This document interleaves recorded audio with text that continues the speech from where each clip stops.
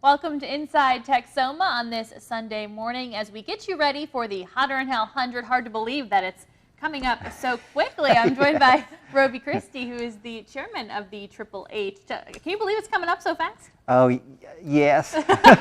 Once Christmas gets here, Hotter Than Hell just roars down the pike, and it's upon us before we know it. I guess you've been working on it for a long time, That's though, so you're true. ready for it. Yeah, and we start at, when I say Christmas, registration begins January 1st of each year. So the website has to be ready, registration, sponsorships, everything has to be ready as we expect it to be in August. So the first of the year is really hard work. Yeah, well, busy, busy. A lot of people, of course, know about the Hotter Than Hell 100. It's hard not to, living in Wichita Falls. But let's talk about it. Let's talk about how this all got started, because it's been going on for quite a while. Well, 34 years ago was our first event. We started working on it a year or so before that. But the Board of Commerce and Industry had asked me to work on a project which would be to come up with a kickoff event for the Centennial. And so I visited with this newly formed bicycle club, and we decided that if this was going to celebrate 100 years of life for our community, it needed to be a 100-year bicycle ride to celebrate that on a 100-mile distance at 100 degrees. Well, we learned it when we presented what we thought was really cool idea to the Centennial Committee. We learned that the company that was here to help put on the event had planned for that to be a rocking chair marathon. Well, I said, no, well, we're not doing a rocking chair marathon. And well, the advisor from that company thought I was as crazy as I thought he was. But as it turned out, certainly a rocking chair marathon would not have had the staying power that bicycle riding has had. And at the time, it was 100 miles was really unusual for bicycle events. There were a few 100-mile rides, but this was the first really big one. The largest 100-mile bike ride when we started was in Colorado Springs, and they had 400 riders. And our first year, we had 1,200 riders. Wow. It was amazing. Nobody can figure that out, but Hotter Than Hell started off in high gear right off the bat. And it's grown. How many riders do you guys get now? Well, we've had as many as 15,000 riders, and the ridership has grown up to points and then settled down a little bit and then grows up some more. And so we expect that anytime there's a little dip in ridership, we figure it's just part of the process. That over 35 years we've seen Hotter Than Hell grow, kind of like investor people. They say, well, if you're going to get into the stock market, you need to plan to be there because things just continue to grow. And that's true for Hotter Than Hell 100. Well, when is this year's event going to be? It is August 29th, and it is always 9 days before Labor Day. And this year it's August 29th. Next year it'll be a week or two ahead of that because it follows that holiday. Well, for all the riders out there who are already registered or who still need to register, let's talk about what they need to know. First of all, the start line. Yes, well, we would encourage everyone to think hard about the distance that they're going to ride, because if they misinterpret their ability, it's going to make the day really miserable. Mm-hmm. But you have to know that. You have to know what distance you're going to ride before you come to the starting line, because we sort people out at the starting line. The fast people need to be in front, and we mostly cater to the fast 100-milers. But there's a pace group. They pay a special fee to ride all together with motorcycle support, and they're pretty much guaranteed to finish the ride at a 20-mile-an-hour pace in 5 hours. Well, they go off first. And then the next really fast group are people that are riding tandems. And you think, well, gosh, a two-seater bicycle? Well, they're fast because they've got twice the power, and they're really fast, but they're slow to get started. So we let them get off just ahead of everyone else. And then it's the fast 100-milers, the medium 100-milers, and the slow 100-milers, and we call those the hopefuls. And then it's the 100K, which is 62 miles, 50 miles, 25 miles, and 10K, which is 6 miles. Okay. So the Start Smart program is all built around stratifying where you start. Yeah, very helpful. Now let's talk about the route they're actually going on and where we start that. Okay, we start it on Scott Street, and basically the starting line is where Scott Street crosses the Wichita River. The 100-mile ride goes out past Iowa Park, gets out to Electra, turns right, goes to Pumpkin Center, and then across from west to east on Highway 240 to Burke Burnett, and then it continues on east out to Highway 79, and then makes its way back to the starting line or the finish line on Lamar. The 100K just turns off at Iowa Park a little bit earlier. The 50-mile turns off a little bit earlier, and the 100K, that's 62 miles, and the 50-milers and the 25-milers, their routes turn off a little quicker and then circle back through Sheppard Air Force Base, which is a favorite for the riders. The Sheppard Air Force Base people, they get out there in huge numbers and cheer the riders, and more often than not, riders say, well, gosh, that was such a moving, emotional experience. I feel like I ought to be cheering them, and they're cheering us. It's a real reversal of roles, and it gives everyone such an awesome feeling that they enjoy going through Sheppard. And Sheppard puts a special display up. It's on Air Power Alley, and so people get to get close to the planes, in some cases ride through one big airplane, and Sheppard has a really nice rest stop there, so it's a favorite. The 10K route, though, it starts there on Scott Street, makes its way over to I-44, adjacent to where the Texas Tourist Bureau is. Then they follow the service road through Lucy Park, back around in front of the falls, and O'Reilly Park, and back to the finish line. So it's pretty easy to follow, although we have to really encourage the 10K people in particular. They should be accompanied by a parent or at least someone over 18 years old, because if they don't make the first turn correctly, they're going to end up on the 25-mile route where they don't want to be. So we would really encourage people to think, to make sure that they accompany their children, but make sure that their children ride. Hotter Than Hell is the largest bicycle ride, 100-mile ride in the nation. It's something that has set Wichita Falls apart from other cities, and Hotter Than Hell has just surpassed, I think, every possible expectation. From the very beginning, back in 35 years ago, the goal was to have an event that would get local, regional, or international publicity. And it has. People come from trips across the world, Europe and Asia, and they will be talking to people and exchange where everybody's from, and they'll say, Wichita Falls, that's where that big bike ride is. And so it's, we local folks, it's a little bit like people that live next to the Grand Canyon or live in New York. They probably don't go to the Grand Canyon. They've never been to the Statue of Liberty.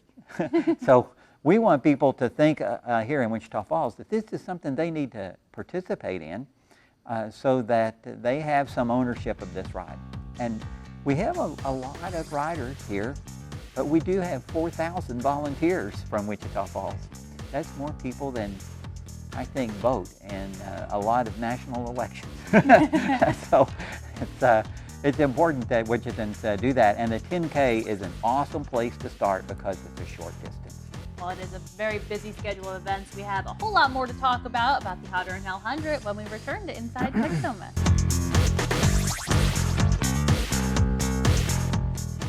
Welcome back to Inside Texoma as we take an inside look at the Hotter Than Hell 100. I'm joined now by Sandy Fleming, who is the Executive Director for our DIRT events. Tell us what that involves. Well, the DIRT events are the mountain bike race on Friday, and those go all day this year. We start the super fast people at 10 o'clock, and then the normal people, they go at 2 or 3.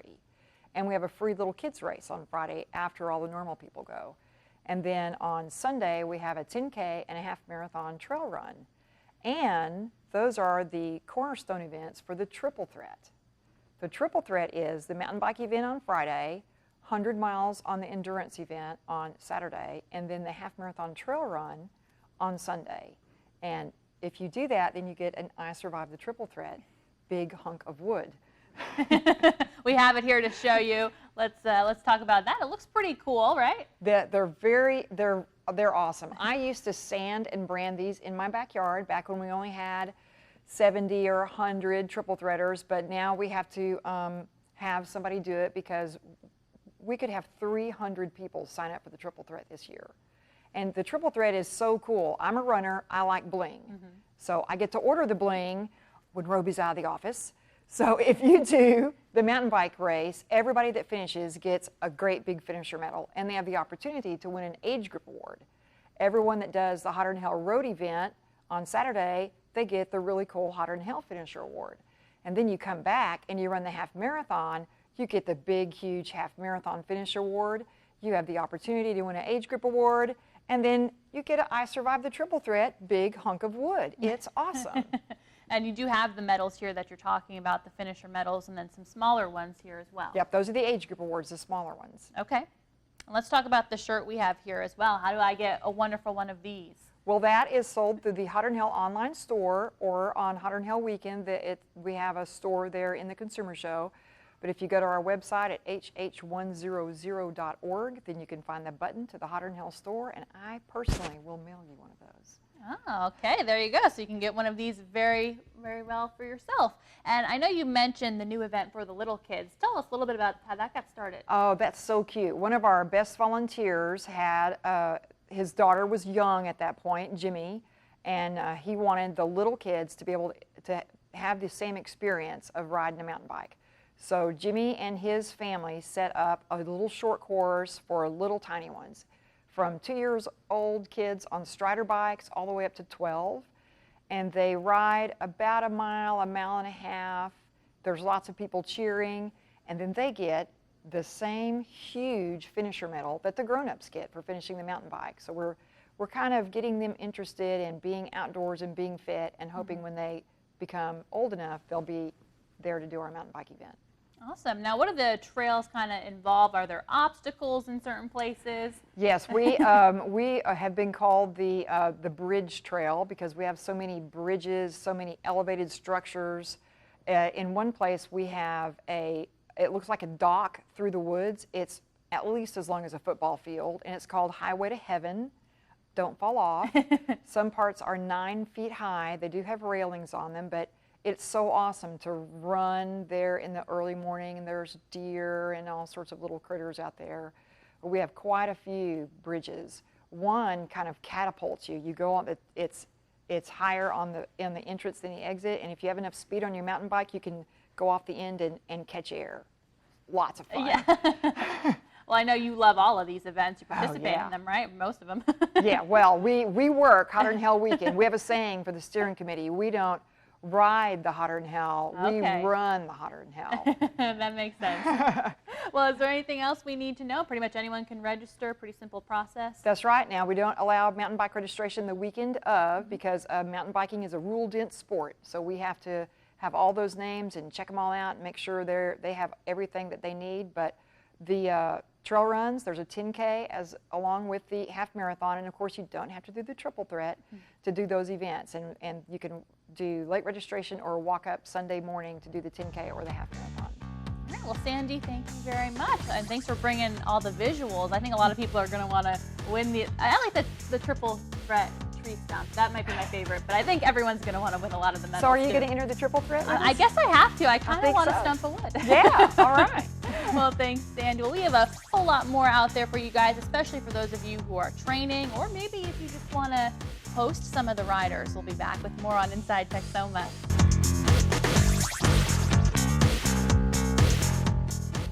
Welcome back to Inside Texoma. As we take an inside look at the Hotter Than Hell 100, I'm joined now by the medical director for the Triple H, Dr. Keith Williamson. Good morning.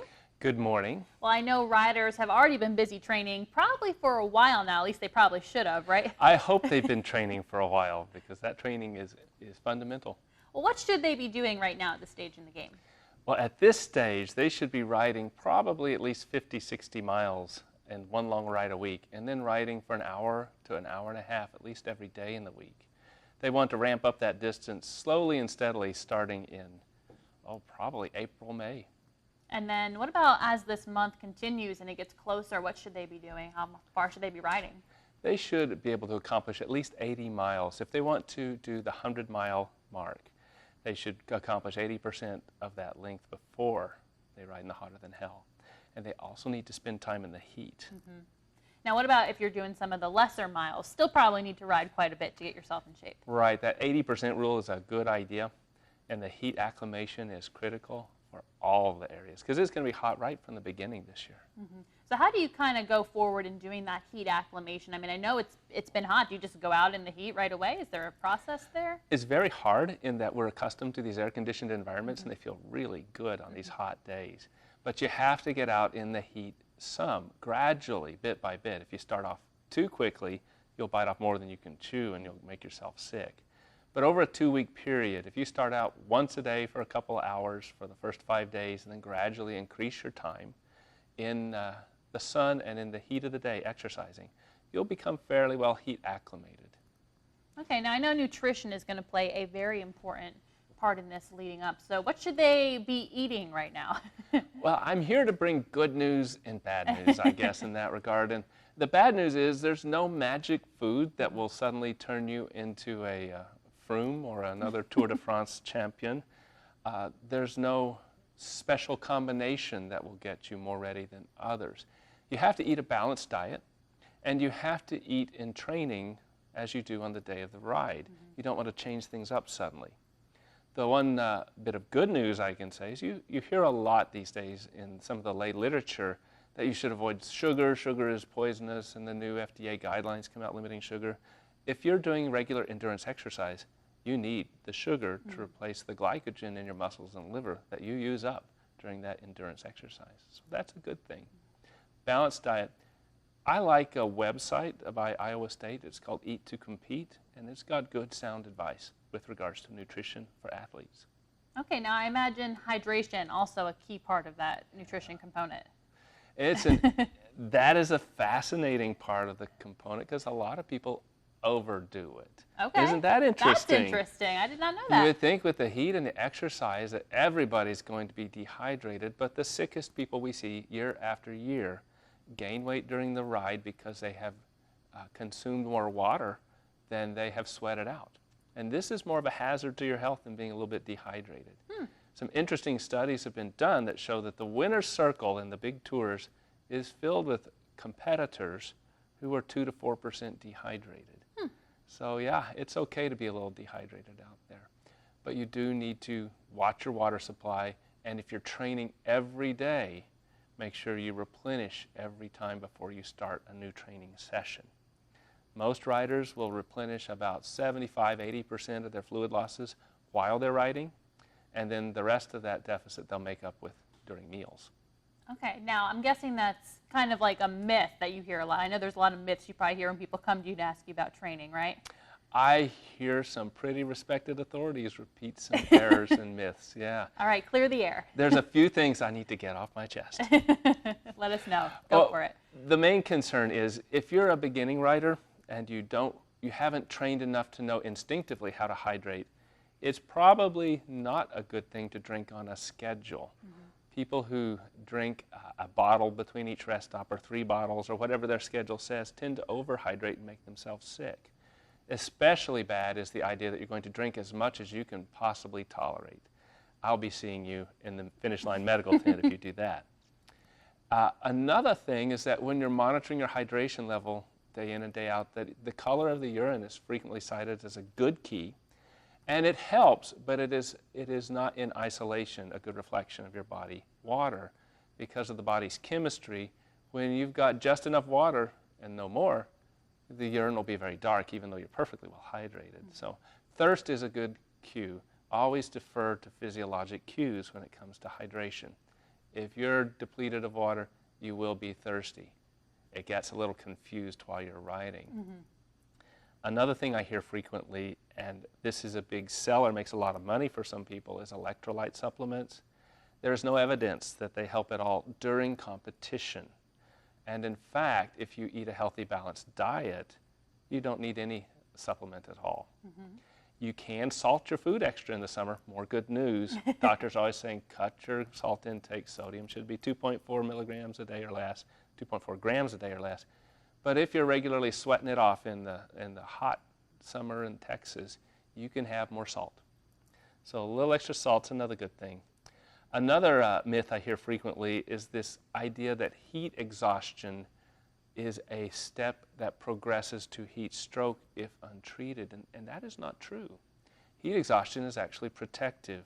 People who are heat exhausted are exhausted and they stop riding. They don't go steadily on to heat stroke. Heat stroke comes on very suddenly. Exercise-associated heat stroke is like a clap of thunder. You'll be knocked down off your bike if you get exercise-associated heat stroke. You don't see it in endurance events. It's power events where you get exercise-associated heat stroke. Wow. So that's more good news. And my favorite myth that I get to knock down every year, and it pops up again like a straw man, is that you should avoid my favorite molecule, caffeine. Oh, okay. Everybody says you shouldn't drink caffeine, you shouldn't have coffee or soda because it will dehydrate you. Caffeine is, in fact, not a diuretic. It won't dehydrate you. It'll make you go to the bathroom more often because your bladder's twitching, but it doesn't dry you out. So if you miss it, I busted here. I have to say I'm guilty of believing a lot of those myths.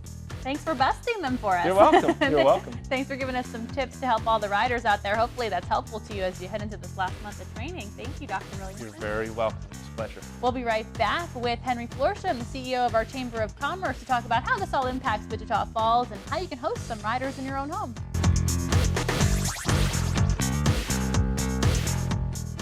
Welcome back to Inside Texoma. I'm joined by Henry Florsham from our Chamber of Commerce. You're excited for the Hot Earn Hell 100 because this is a big impact on the Wichita Falls community. Exactly. This is probably the biggest event of the year for Wichita Falls, especially when it comes to economic impact. Thousands and thousands of visitors coming to town to spend money at local businesses. It's a great thing. And now I know a lot of people can get involved with this. You guys are really in charge of the host homes, right? Yeah, there's a few different ways to get involved, and what we do is coordinate the host home program. So every year we have more visitors coming into Wichita Falls than our hotels can accommodate. And that's even more important this year because we have a couple of the larger hotels that are not in service right now. And so we coordinate a host home program where if you've got a spare room or an apartment or an RV, all we need is running water, air conditioning, and a safe private place to sleep. We have hundreds of families around the region every year offer up their homes or apartments to riders, whether it's for a single person or a group of riders, and that's all you need to provide. And so whether you're in Wichita Falls or somewhere else in the region, people are looking for places to stay. And so Marie Libby at the Chamber coordinates that program, and all somebody has to do to get involved or find out more is call the Chamber at 723-2741. And that process already underway if someone wants to go out right now and sign up. Yes, we've already contacted a lot of families that have hosted riders in the past, and we're getting calls every day. That's probably the thing we're getting the most calls about right now of all the things that we're doing is how can I host a rider group? It's such a cool way to give back to this program, and it doesn't cost you anything. And a lot of these people host the same groups every year, and so you're able to create relationships that'll last a lifetime. Oh, that's great. A great way to show off our sense of community here in Wichita Falls. Absolutely. Too. And if you don't want to host someone in your home, you can volunteer, right? There's a lot of other ways to help out. Yes, absolutely. Hotter Than Hell needs volunteers for registration, for the retail store. Every year there are 3,000, 4,000 or more volunteers in different areas helping to put this event on. And so whatever your preferences are, all you got to do is call Hotter Than Hell or check on their website for these opportunities. And I understand the Chamber and the Hot Earn Hell crew are helping to put on some daycare services this year as well. It's actually the YMCA downtown. YMCA. Yeah, we're helping to spread the word. The Downtown Y provides daycare services during the ride. And so if you were wondering what you were going to do with your kid or you weren't going to either volunteer or participate because of your children, then you can set up daycare there. And so you can either contact Hotter Than Hell or the YMCA to get that set up. All right. Well, I know you must be very excited. What's it like for you just as we get closer to think about this big event for Wichita Falls? Well, the buzz just starts growing slowly and steadily, and our offices are right next door to the Hotter Than Hell office in the Hamilton building. And so between the two of us, we're just jamming nonstop. And like I said, the phones haven't stopped ringing for weeks with people wanting to open up their homes and know how they can do that. And so tons of fun, huge event, great for Wichita Falls, and we're just glad to be a little part of it. Yeah, I think we all are. Anything else you want people to know as they head into this year? No, it's a great thing, and if you've got any questions about anything related to Hotter Than Hell, give us a call. All right, thank Yeah. you, Henry. And thanks so much for tuning in to Inside Texoma on this Sunday morning. We hope you feel prepared for the Hotter Than Hell 100 coming up August 29th. Have a great Sunday.